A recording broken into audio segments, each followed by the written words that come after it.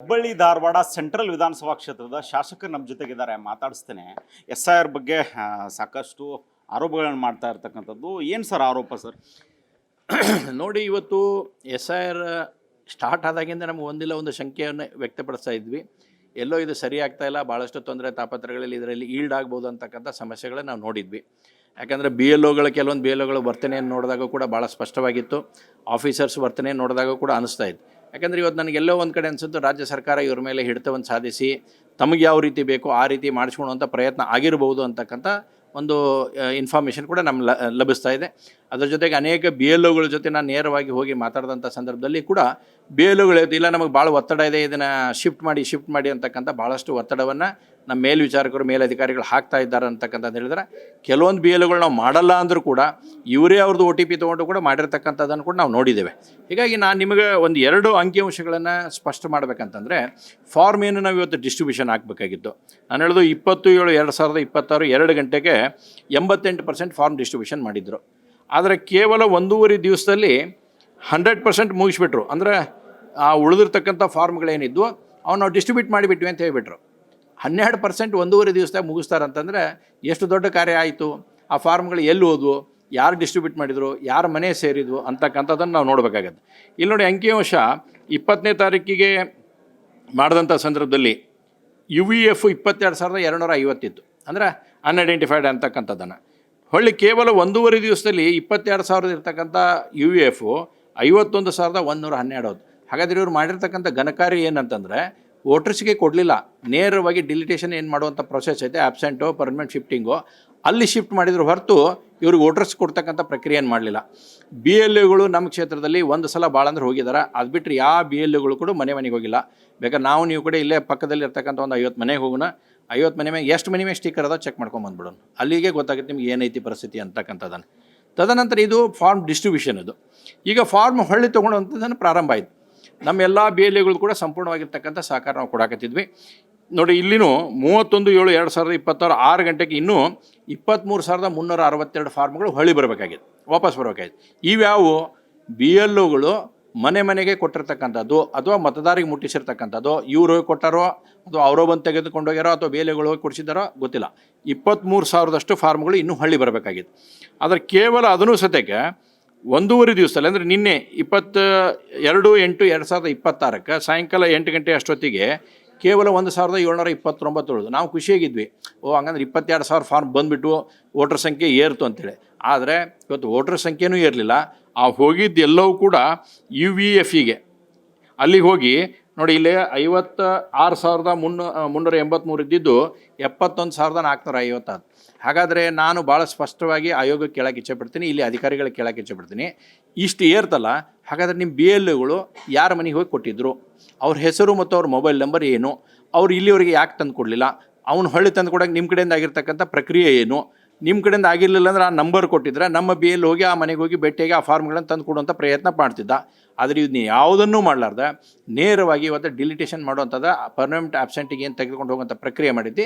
ಇದನ್ನು ನೋಡಿದಾಗ ಅನಿಸುತ್ತೆ 100% ಇದರಲ್ಲಿ ಮಾಲ್ ಪ್ರಾಕ್ಟೀಸ್ ಮಾಡ್ತಕ್ಕಂಥ ಕಾರ್ಯ ಇದರಲ್ಲಿ ಆಗಿದೆ. ಹೀಗಾಗಿ ನಾವು ಇವತ್ತು ರಾಷ್ಟ್ರೀಯ ಚುನಾವಣೆ ಆಯೋಗಕ್ಕೂ ಕೂಡ ಕಂಪ್ಲೇಂಟನ್ನು ಕಳಿಸುವಂಥ ವ್ಯವಸ್ಥೆನ ಮಾಡ್ತಾ ಇದ್ದೀವಿ. ಅಂದರೆ ನಿಮ್ಮ ಆರೋಪ ವಿರೋಧ ಪಕ್ಷದ ಮೇಲೆ ಇರ್ತಕ್ಕಂಥ BLOಗಳ ಮೇಲೆ ಅಥವಾ ನಿಮ್ಮ ಸರ್ಕಾರಿ BLOಗಳು? ನೋಡಿ, ಸರ್ಕಾರ ಇದರಲ್ಲಿ BLA2ಗಳದ್ದು ಏನೋ ಪಾತ್ರ ಇರೋಂಗಿಲ್ಲ. ಯಾಕಂದ್ರೆ ಅವ್ರು ಕೂಡ ಹೋಗೋದಿರುತ್ತೆ, ಬರೋದಿರುತ್ತೆ, ಫಾರ್ಮ್ ತಂದು ಕೊಡೋದಿರುತ್ತೆ ಅಷ್ಟೇ. BLOಗಳು ಸರ್ಕಾರ ಅನೇಕ, ನಾನು ಹೇಳ್ತೀನಿ BLOಗಳ ಮೇಲೆ ಕಂಪ್ಲೇಂಟ್ ಅಂತಲ್ಲ, ನಂದು ಭಾಳ ಸ್ಪಷ್ಟ ಹೇಳ್ತೀನಿ. ಯಾಕಂದ್ರೆ ಅನೇಕ BLOಗಳು ನನಗೆ ಹೇಳ್ಯಾರ, ನಾನು ಹೋದಂಥ ಸಂದರ್ಭದಲ್ಲಿ ನನಗೆ ಸ್ಪಷ್ಟವಾಗಿ ಹೇಳ್ಯಾರ, ನನಗೆ ಒತ್ತಡ ಐತಿ, ಇವ್ನು ಶಿಫ್ಟ್ ಮಾಡಿರಿ ಅಂತ ಹೇಳಕತ್ತಾರ ಸರ್, ನಾವು ಏನು ಮಾಡಬೇಕು ನಾವು ತಿಳಿವಲ್ತು ಅಂತಕ್ಕಂಥ ಮಾಹಿತಿಯನ್ನು ಕೂಡ ಕೊಟ್ಟವರು BLOಗಳು ನಮಗೆ, ಸರ್ಕಾರದಿಂದ ನಿಯುಕ್ತಿ ಮಾಡಿರ್ತಕ್ಕಂಥವ್ರು. ಹಾಗಾದರೆ ಇವ್ರ ಮೇಲೆ ಒತ್ತಡ ತಂದವ್ರು ಯಾರು? BLOಗಳ ಮೇಲೆ, ಸೂಪರ್ವೈಸರ್ ಮೇಲೆ, ARO ಮೇಲೆ, RO ಮೇಲೆ ಒತ್ತಡ ತಂದವ್ರು ಯಾರು? ರಾಜ್ಯ ಚುನಾವಣೆ ಆಗಿ ಒತ್ತಡ ತಂತ ಏನು ಸರ್ಕಾರನ ಹಿಡ್ಕೊಂಡು ಇವ್ರನ್ನ ಒತ್ತಡ ತರ್ತಕ್ಕಂಥ ಪ್ರಯತ್ನದಲ್ಲಿ ಸಿಲುಕಿಸಿದ್ರಾ, ಅಥವಾ ಕಾಂಗ್ರೆಸ್ ಪಾರ್ಟಿ ಇದನ್ನು ಒತ್ತಡ ತರೋದ್ರಲ್ಲಿ ಸಿಲುಕಿಸುವಂಥ ಪ್ರಯತ್ನ ಆಯಿತಾ?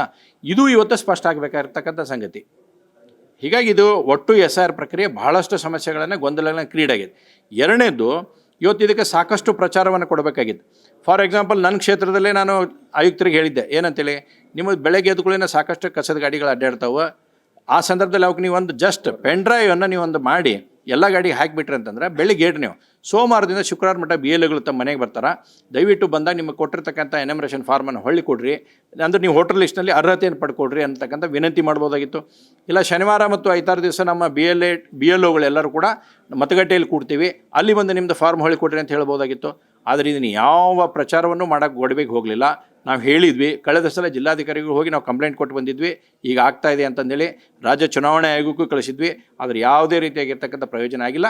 ಹೀಗಾಗಿ ನಾವು ನೇರವಾಗಿ ಕೇಂದ್ರ ಚುನಾವಣಾ ಆಯೋಗಕ್ಕೂ ಲೆಟರನ್ನು ಕಳಿಸ್ತಾ ಇದ್ದೇವೆ. ನಿಮ್ಮ ಕ್ಷೇತ್ರದಲ್ಲಿ ಎಷ್ಟು ಮತದಾರನ ಲೀಕ್ ಮಾಡಲಾಗಿದೆ ಇವತ್ತು ನೋಡಿ, ಇವತ್ತಿನ ಅಂಕಿಅಂಶ ಬಹುಶಃ 71,450. ನಾರ್ಮಲಿ ನನಗೂ ಅರ್ಥ ಆಗುತ್ತಾ, ಒಬ್ಬ ಜನಪ್ರತಿನಿಧಿಯಾಗಿ ನಾರ್ಮಲಿ 12 to 15% ಎವರೇಜ್ ಸಿಟಿ ಲಿಮಿಟ್ನಲ್ಲಿ ಹೋಗ್ತಾವೆ ಬರ್ತಾವೆ ಅಂತಕ್ಕಂಥದ್ದು ಇರೋದು. ಆದರೆ ಇವತ್ತು ಅದನ್ನೆಲ್ಲ ಮೀರ್ತಕ್ಕಂಥ ಕೆಲಸ ಇವತ್ತು ನಮ್ಮ ಕ್ಷೇತ್ರದಲ್ಲಾಗಿದೆ. ನಿಮಗೆ ಸಡನ್ನಾಗಿ 56,383 ಇದ್ದಿದ್ದ ಸಂಖ್ಯೆಯನ್ನು ನೀವು 22,000 ಮಂದಿನ ಡಿಸ್ಟ್ರಿಬ್ಯೂಟೆಡ್ ಫಾರ್ಮ್ ಹೊಳ್ಳಿ ಬಂತು ಅಂತ ಇದ್ರೆ, ಅದು ಹೊಳ್ಳಿ ಬಂದಿದ್ದು ಎಲ್ಲೋ ಹೋಯ್ತು ಅಂತಂದ್ರೆ ಡಿಲೀಟ್ ಲಿಸ್ಟಿಗೆ ಹೋಗೈತಿ ಇವತ್ತು ಅದು. ಹಾಗಾದರೆ ನೀವು ಕೊಟ್ಟಿರ್ತಕ್ಕಂಥದ್ದು ಯಾರಿಗೆ ಸ್ಪಷ್ಟೀಕರಣ ಕೊಡಬೇಕಲ್ಲ. ಹಾಗಾದ್ರೆ ನಿಮ್ಮ ಕಡೆ ಅವ್ರ ಹೆಸರು ಮೊಬೈಲ್ ನಂಬರ್ ಇಲ್ವಾ? BLA2 ಕೆಲಸ ಏನೈತೆ ನಮ್ಮ ಪಾರ್ಟಿದೆ, ನೀವು ಅವ್ರ ಹೆಸರು ಮೊಬೈಲ್ ನಂಬರ್ ಕೊಟ್ಟು ನಾವು ಹೋಗಿ ಅವ್ರು ಭೇಟಿಯಾಗಿ ಮಾತಾಡೋದು ಕರ್ಕೊಂಬಂದು ನಿಮ್ಮ ಹೊಳ್ಳಿ ಕೊಡಿಸಿದ್ವಿ. ಅದ್ರ ನೇರವಾಗಿ ಯಾವ ಕಾರಣಕ್ಕಾಗಿ ಇವನ್ನ UFಗೆ ಶಿಫ್ಟ್ ಮಾಡ್ಯಾರ ಅನ್ನೋಂಥದ್ರ ಮಾಹಿತಿಯನ್ನು ಅವರು ಒದಗಿಸ್ಬೇಕು. ಅದು ನಿಮಗೆ ಯಾರಾದರೂ ಬಂದರೆ ಮಾಹಿತಿಯನ್ನು ಕೊಟ್ಟಿದ್ರೆ ಸರ್, ಅದು ನಮ್ಮದು ಡಿಲೀಟ್ ಆಗಿದೆ ಏನೋ ಅವ್ರಿಗೆ ಮಾಹಿತಿ ಇರಲ್ಲ. ನೋಡಿ, ಸಾಕಷ್ಟು ಜನ ಇದ್ರಾಗ ಬಂದೈತಿ. ಎಲ್ಲಿ ಮಟ್ಟ ಹೇಳ್ತೀನಿ, ಫಾರ್ ಎಕ್ಸಾಂಪಲ್ ನಿಮ್ಮ ಬೂತ್ ನಂಬರ್ 1, ನನ್ನ ಕ್ಷೇತ್ರದಲ್ಲಿ ಪ್ರಾರಂಭ ಆಗೋದು ಬೂತ್ ನಂಬರ್ 1, ಅಲ್ಲಿರ್ತಕ್ಕಂಥ ಒಬ್ಬ BLO ಅವ್ರು ಏನು ಮಾಡಿದರು, ಅಲ್ಲಿರ್ತಕ್ಕಂಥ ಎಲ್ಲ ಫಾರ್ಮ್ಗಳಿಗೆ ಶಿಫ್ಟೆಡ್ ಅಂತ ಹಾಕಿಟ್ಟಿದ್ರು. ಎಲ್ಲಿ ಮಟ್ಟ ಅಂತಂದ್ರೆ ನನ್ನ BLA2ನ ಗಣೇಶ್ ಅಂತಕ್ಕಂಥವ್ರು ಅವನ ಫಾರ್ಮ್ ಸತೆಗೆ ಶಿಫ್ಟೆಡ್ ಅಂತ ಹಾಕಿಟ್ಟಿದ್ರು. ಹೋಗಿ ಕೇಳ್ತಾನೆ, ನನ್ನ ಫಾರ್ಮ್ ಕೊಟ್ರಿ ಮೇಡಮ್ ನೀವು ಅಂತಂದು ಹೇಳಿದಾಗ ನೋಡಿ ತೆಗಿತಾರೆ. ಅವಾಗ ತೊಗೊಂಡು ಇಸ್ಕೊಂಡ್ಮೇಲೆ ಫಾರ್ಮ್ ಶಿಫ್ಟೆಡ್ ಯಾಕೆ ಬರ್ದಿರಿ ಅಂತ ಕೇಳ್ತಾನವ. ಶಿಫ್ಟೆಡ್ ಯಾಕೆ ಬರ್ದಿರಿ ಅಂದ್ರೆ, ಈ ಕೊಟ್ಟೆನೆಲ್ಲ ಬಂದೈತಿಲ್ಲ ನೀ ತೊಗೊಂಬಿಡು ಅಂತಂದೇಳಿ. ಹಾಗೆಲ್ಲ ಸುಮಾರು 200 ಫಾರ್ಮ್ಗಳನ್ನು ಶಿಫ್ಟೆಡ್ ಮಾಡಿಟ್ಟಿದ್ರು. ಅದೇ ನಮ್ಮ BLA2 ಅಲ್ಲೇ ಅವ್ರ ಮುಂದೆ ನಿಂತ್ಕೊಂಡು ಸುಮಾರು 25-30 ಜನನ ಕರೆಸಿದಾಗ ಕೇಳಿದ್ರು, ಇವರೆಲ್ಲ ಬಂದಾರ, ಈಗ ಏನು ಎಲ್ಲಿ ಹೆಂಗೆ ಬರ್ದು ಶಿಫ್ಟೆಡ್, ನೀ ಹೋಗಿಲ್ಲ ಮನೆಗೆ. ಆ BLO ಮನೆಗೆ ಹೋಗಿಲ್ಲ, ಯಾರಿಗೆ ಭೇಟಿಯಾಗಿ. ಯಾವ ಭಾಗದ ಸರ್ ಇದು ನಿಮ್ಮ ಬೂತ್ ನಂಬರ್ 1 ಬೈರಿದೇವ್ರ ಕೊಪ್ಪದಲ್ಲಿ ಬರ್ತಕ್ಕಂಥ ಭಾಗ, ಬೈರಿದೇವ್ರ ವಾರ್ಡ್ ನಂಬರ್ 35 ಬೂತ್ ನಂಬರ್ 1 ಅಲ್ಲಿ ಬರ್ತಕ್ಕಂಥ ಕ್ಷೇತ್ರ ಹೆಸರು ಏನವ್ರದ ಜನ್ನತ್ ಬಿ ಅಂತಕ್ಕಂಥ BLO. ಗಣೇಶ್ ನಾಯಕ ಗಜಾನನ್ ಕಾಮತ್ ಅಂತಕ್ಕಂಥ ನಮ್ಮ ಪಕ್ಷದ BLA2 ಅವಂದ ಹೆಸರನ್ನು ಇವ್ರು ಶಿಫ್ಟ್ ಮಾಡುವಂಥ ಪ್ರಯತ್ನ ಮಾಡ್ಯಾರ. ಹೀಗೆ ಹಲವಾರು ಆಗ್ಯಾರ. ನಿನ್ನೆ ತಾನೇ ನಮ್ಮದು ವಾರ್ಡ್ ನಂಬರ್ 51ರಲ್ಲಿ ನಮ್ಮ ಕೃಷ್ಣ ಅವರು ಇದ್ದಾರೆ ಇಲ್ಲೇ, ಅಲ್ಲಿ ಕೂಡ ನಾವು ಆ್ಯಕ್ಚುಲಿ ಏನಿರುತ್ತೆ, ನಿಮಗೆ ಫಾರ್ಮ್ ಉಳಿದಿದ್ದ ಸಂಖ್ಯೆ ಇರುತ್ತೆ, ಎಷ್ಟು ಫಾರ್ಮ್ ಉಳ್ದ ಅಂತೇಳಿ. ಫಾರ್ ಎಕ್ಸಾಂಪಲ್ 1 ಬೂತ್ ನಂಬರ್, ಅದರಲ್ಲಿ 300 ಫಾರ್ಮ್ ಉಳಿದಿದ್ದು ಅಂತ ಇಲ್ಲಿ ತೋರಿಸಿದ್ರು. 300 ಫಾರ್ಮ್ ನಾವು ಇನ್ನೂ ಪೆಂಡಿಂಗ್ ಐತಿ ಅಂತಂದೇಳಿ. ನಾವು ಯಾವಾಗ ಫಿಸಿಕಲಿ ಅಲ್ಲಿ ಹೋಗಿ ಚೆಕ್ ಮಾಡ್ಕೊರಿ ಫಾರ್ಮ್ ಅಂತೇಳಿ ನಮ್ಮ BLA2 ಹೇಳಿದಾಗ ಅಲ್ಲಿದ್ದು 100 ಇತ್ತು.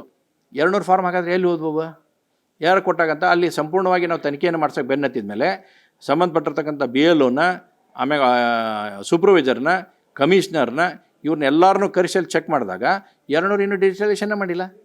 ಯಾವ ಕಾರಣಕ್ಕಾಗಿ ಮಾಡಲಿಲ್ಲ? ಟೋಟಲ್ ಎಷ್ಟು? 850 ಒಂದ ವಾರ್ಡಿಂದಿದೆ. ಒಂದ ವಾರ್ಡಿಂದ 8 ಬೂತ್ನಲ್ಲಿ 850 ಓಟ್ ಇಟ್ಕೊಂಡು ಕುಂತಾರೆ. ಯಾವ ಕಾರಣಕ್ಕಾಗಿ ಇಟ್ಕೊಂಡು ಕುಂತಾರೆ ಇನ್ನು ಓಟು?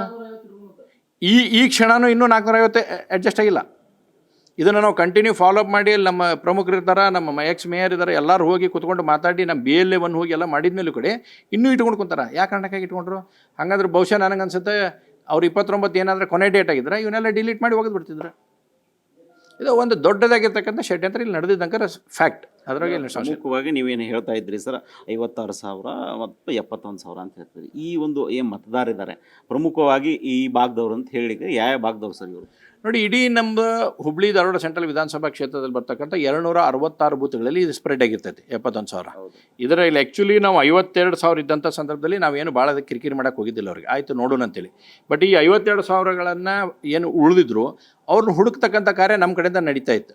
ನಾವು ಪಟ್ಟಿ ತೊಗೊಂಡಿದ್ವಿ, ಒಂದು ಹುಡುಕಾಡಿ ಅವ್ರನ್ನೆಲ್ಲ ಎಲ್ಲೆಲ್ಲದರ ಹುಡುಕಿ ಸಾಕಷ್ಟು ಮಂದಿನ ತೊಗೊಂಬಂದು ಕೊಟ್ಟರೆ ನಾವು ಇದ್ದಾರೆ, ಇಲ್ಲ ಅಂತಲ್ಲ. ನಮ್ಮ BLA ಮನೆಗೆ ಹೋಗಿ ಕೊಟ್ಟಾರ.